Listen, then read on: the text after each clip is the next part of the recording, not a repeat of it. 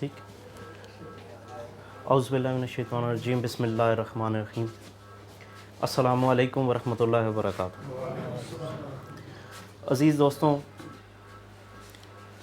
पिछली चंद नशिस्तों में हमने मुख्तलिफ़ टेस्ट जो हैं वो सीखे कि उनकी रीडिंग्स वगैरह सीखी, पढ़ना सीखा और समझा कि कौन से टेस्ट अगर उनके लेवल्स जो हैं वो अप डाउन आते हैं तो उनसे हम क्या क्या मानी और मुराद लेंगे और हमें वो तशख़ीस में कहाँ कहाँ हमारे वो मावन और मददगार साबित होंगे हम देखेंगे और हम समझेंगे कि जिसमें इंसानी में क्या ख़राबी वाक़ हुई है, जो लेवल्स जो हैं ये कम या ज़्यादा हुए हैं। उसी सिलसिले में हमने पिछले नशिस्त में RFT टेस्ट यानी रीनल फंक्शन टेस्ट या जिसे KFT किडनी फंक्शन टेस्ट भी कहते हैं, हमने शुरू किया था और उसमें हमने गुर्दे की साख्त के हवाले से थोड़ा सा मुख्तसरन जो है वो पढ़ा था। आज गुर्दे के फंक्शन के हवाले से थोड़ा सा मज़ीद उसको डिटेल में जाएंगे और इसके लेवल्स जो RFT में हमें आते हैं, देखने में आते हैं। एक जो पेशेंट हमारे पास रीनल फंक्शन टेस्ट लेके आता है तो उसमें हम क्या क्या चीज़ें देखते हैं और अगर वो उनमें कुछ ज़्यादती है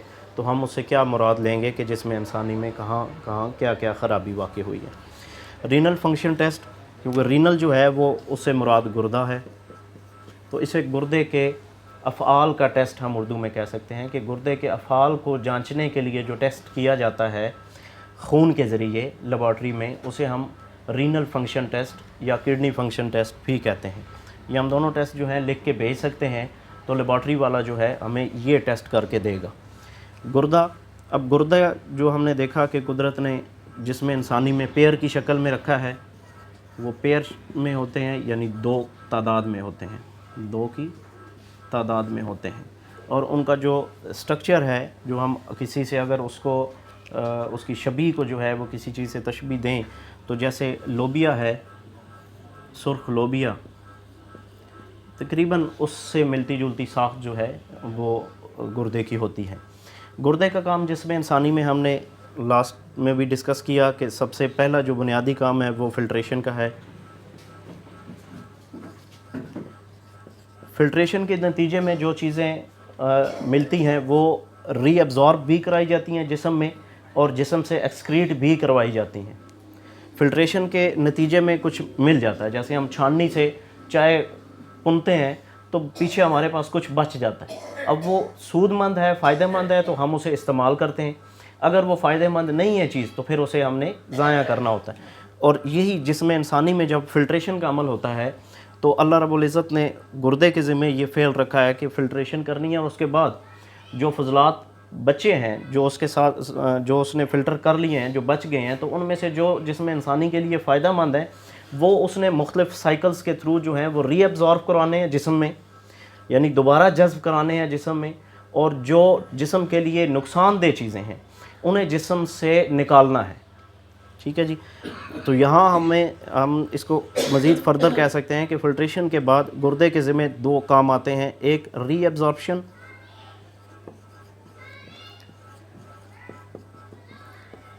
यानी जज़ब कराना दोबारा, और तीसरा काम एक्सक्रीशन यानी खारिज करना।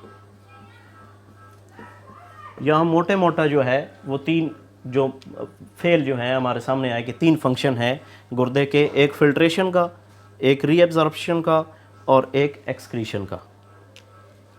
अब इसमें जो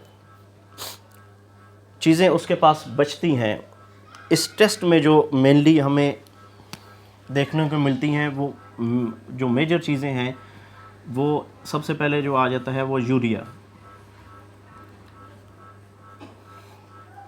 दूसरे नंबर पे क्रेटानाइन और तीसरे नंबर पे यूरिक एसिड। ये तीन चीज़ें बहुत ही आम उर्फ में इस्तेमाल होती हैं।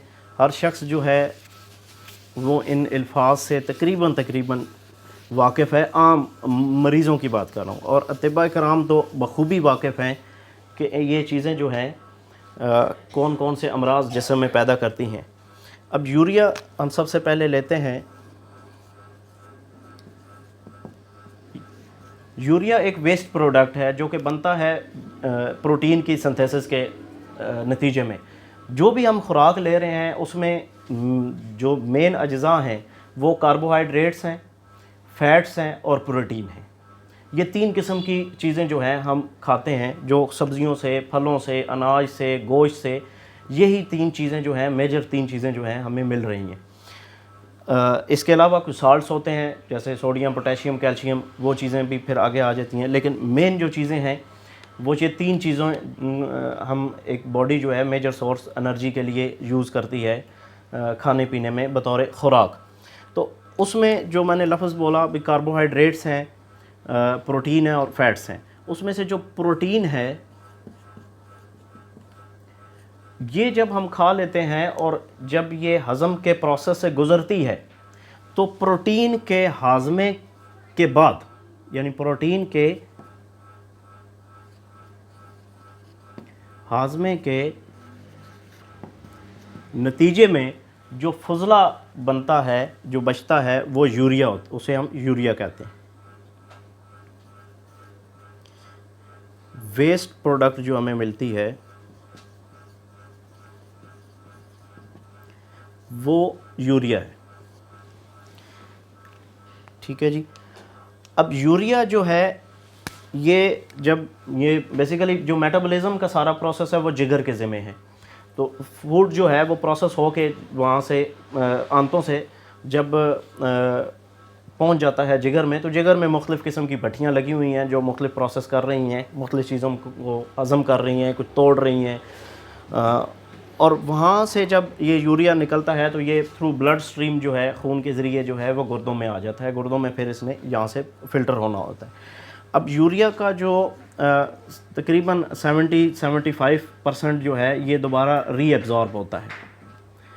तकरीबन मोर देन 75% जो है यूरिया रीअब्ज़ॉर्ब होता है, दोबारा जज़्ब होता है, जो कि जिस्म जो है मुख्तलिफ़ अपने फंक्शंस की बजावरी में उसे इस्तेमाल करती है बतौर एनर्जी सोर्स के।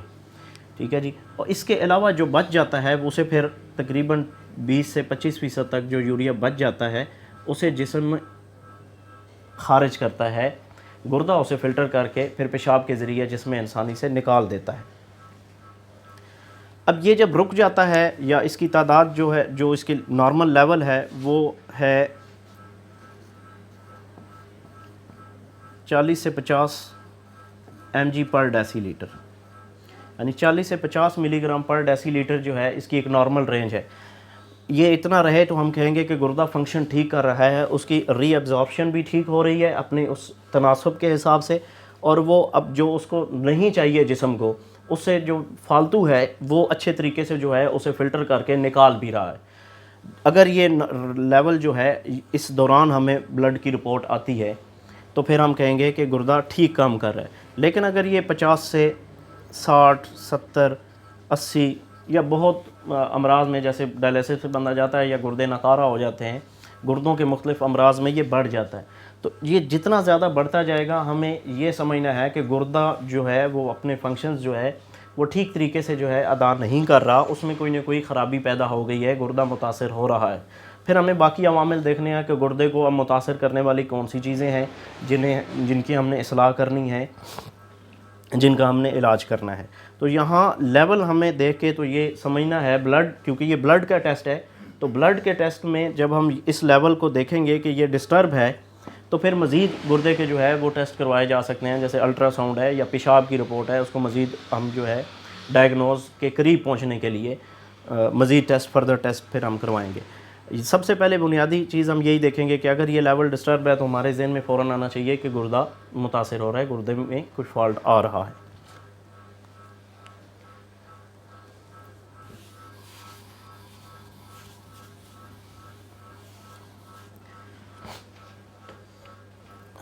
दूसरे नंबर पे हमने यहाँ पे क्रेटिनाइन लिखा था जी।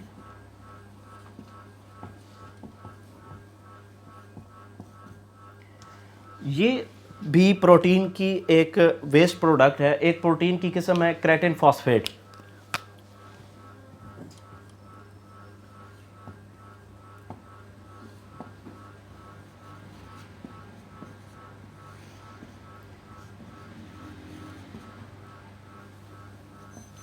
क्रेटिन फॉस्फेट,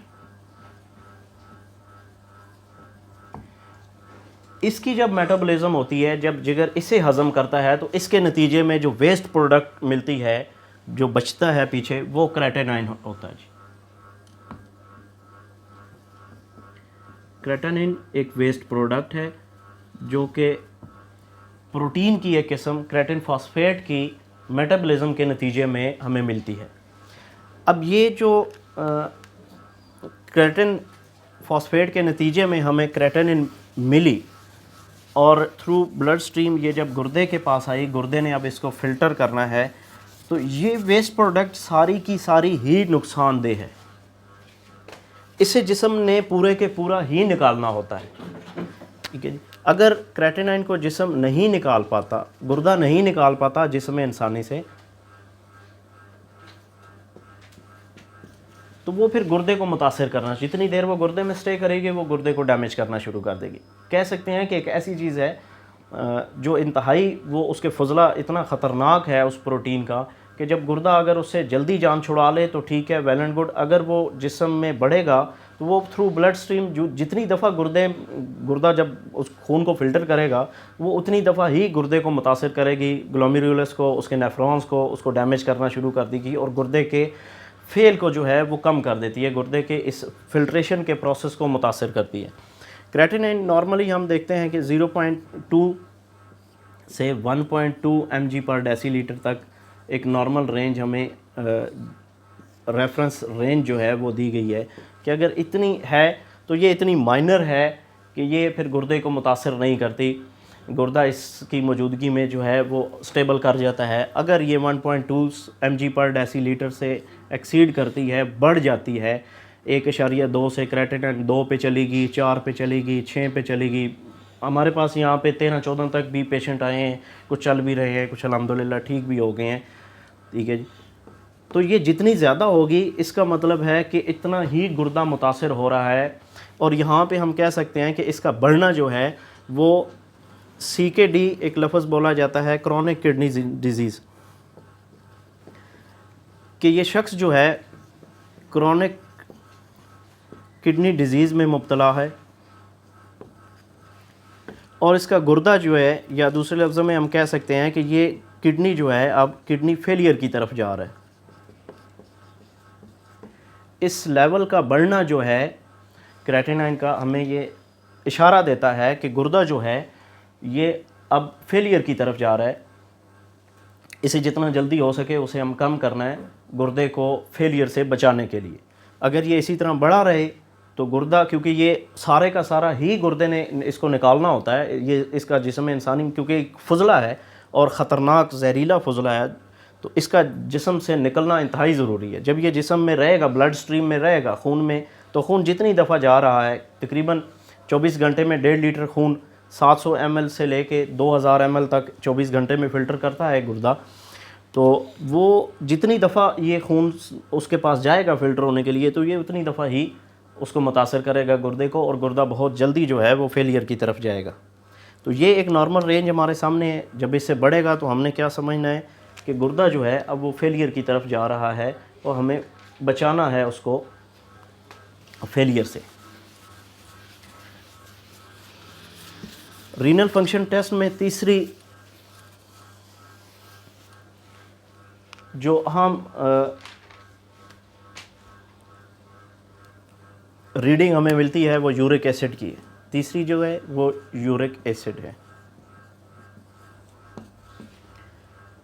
यूरिक एसिड की नॉर्मल हमारे पास जो रेंज है वो 3.5 से 7 तक आती है mg पर डेसीलीटर। ठीक हो गया जी, दोस्त नोट भी साथ साथ कर लें।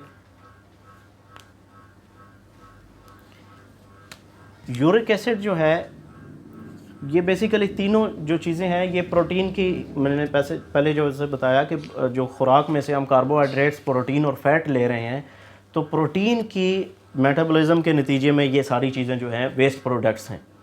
ये फजले हैं तीनों के तीनों, जो कि जिसमें इंसानी ने खारिज करने होते हैं। कुछ फ़ायदे वाले भी हैं जिसे रीअब्ज़ॉर्ब करना होता है। यूरिक एसिड भी जो है वो रीअब्ज़ॉर्ब होता है एक इसका बड़ा एक कम्प्लेक्स प्रोसेस है, उसके थ्रू दोबारा ये होता है। ये प्रोटीन जो है की किस्म है प्योरीन। ये प्योरीन की मेटाबॉलिज्म के नतीजे में मिलता है जी। ये प्योरीन का वेस्ट प्रोडक्ट है।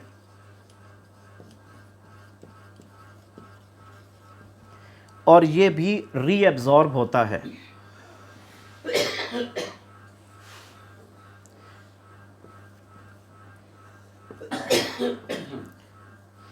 यानी कि इसकी एक लिमिट जो है, अगर ये एक लिमिट में रहता है तो जिसमें इंसानी के लिए ये फ़ायदे का बायस है। जिस्म इसे दोबारा, गुर्दे से दोबारा रीएब्जॉर्ब करवाते हैं जिस्म में, जो कि जिस्म के मुख्तलिफ फंक्शंस में इस्तेमाल होता है।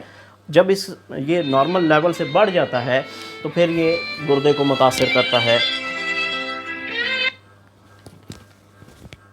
अब इसकी नॉर्मल रेंज हमारे सामने 3.5 से 7 mg पर डेसीलीटर तक है। जब इससे बढ़ जाता है तो फिर जो है, जैसे हम सब जानते हैं कि यूरिक एसिड बढ़ने से फिर जोड़ों की तकलीफ़ें बहुत ज़्यादा आती हैं। ठीक है जी, जोड़ों के अमराज जो हैं वो हमारे सामने देखने में आते हैं। इसी तरह ये गुर्दे को भी मुतासर करता है। यूरिक एसिड बढ़ने से बीपी कंट्रोल करने में भी प्रॉब्लम्स आते हैं, रेगुलेट करने में गुर्दे को मसाइल का सामना करना पड़ता है, जिसकी वजह से फिर बीपी शूट होना शुरू हो जाता है। तो ये गुर्दे का एक टेस्ट हमने स्टार्ट किया और अल्हम्दुलिल्लाह उसकी जो मेजर 3 जो थी, जो उसकी रीडिंग्स हैं, जो फाइंडिंग्स हैं, वो हमने डिस्कस की। अगर ये डिस्टर्ब आती हैं तीनों की तीनों, तो मज़ीद हम इसको आगे फर्दर डायग्नोज के लिए जो टेस्ट हम करवाते हैं वो यूरिन आरई है। यूरिन आरई में फिर हमें मज़ीद चीज़ें सामने हमारे आ जाती हैं कि उसमें कोई प्रोटीन तो नहीं आ रही, कोई एल्ब्यूमिन तो नहीं आ रही, कोई वाइट ब्लड सेल्स तो नहीं आ रहे, कोई क्रिस्टल्स तो नहीं आ रहे, कोई कीटोन्स बॉडीज़ तो नहीं आ रही, या ग्लूकोज या कोई और ऐसे मादे तो नहीं आ रहे। वो पहले हम यूरिन आरई में बड़ी डिटेल के साथ जो है वो डिस्कस कर चुके हैं अल्हम्दुलिल्लाह। यूट्यूब पे मौजूद हैं वो लेक्चर्स, वो भी जो हैं वो दोबारा उन्हें भी सुना समझा जा सकता है वहाँ से। ये क्योंकि पेशाब का टेस्ट भी जो है वो गुर्दे से रिलेटेड ही है। ये दोनों टेस्ट जो हैं वो हम रिलेट करके तो मज़ीद अच्छी तशख़ीस जो है वो कर सकते हैं।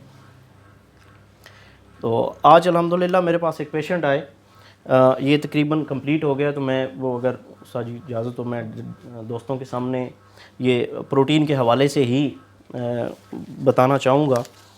परसेंटेज कम से कम कितनी 3.5 to 7.7, कम से कम 3.5 तक रहे तो ये हमारे लिए जिसमें इंसानी के लिए नुकसान का बायस नहीं है।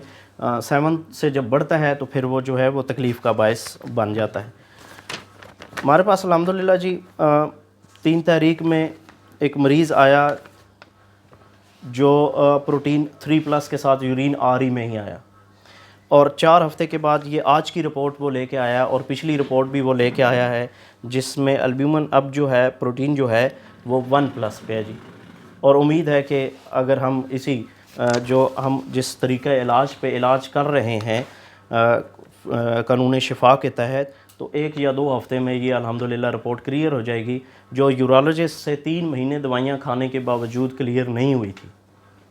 वो किसी रेफरेंस से मेरे पास आए अल्हम्दुलिल्लाह। तो ये दोनों रिपोर्ट्स जो हैं वो सामने हैं, और दोस्त देखना चाहें तो ये अल्हम्दुलिल्लाह उन्हीं के ये दिखाने के लिए, शेयर करने के लिए लाया था कि अल्हम्दुलिल्लाह काफ़ी बेहतरी जो है हमारे इस कानून शिफा पे हम चलते हुए कामयाबियाँ अल्लाह पाक जो है वो हमें नसीब फरमा रहा है।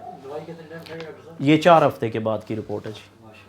दोनों रिपोर्ट्स वो डेट्स वगैरह हैं, और जब आया है उस वक़्त भी 3 माह दवाइयाँ खा के आए, और फिर 1 माह की यानी 4 हफ़्ते की अद्वियात के बाद ये आपके सामने है जी रिज़ल्ट्स अल्हम्दुलिल्लाह। इसी के साथ ही इजाज़त चाहूँगा। उस्ताज़ुल मुकर्रम का के लेक्चर का भी बेसाबी से दोस्तों को इंतज़ार रहता है, तो इजाज़त दीजिए। इंशाल्लाह अगले हफ़्ते नेक्स्ट जो है वो नए एक लेक्चर के साथ, एक टेस्ट के साथ हाज़िर होंगे दोस्तों की खिदमत में। इजाज़त चाहूँगा। अल्लाह हाफ़िज़। अस्सलामु अलैकुम वरहमतुल्लाह।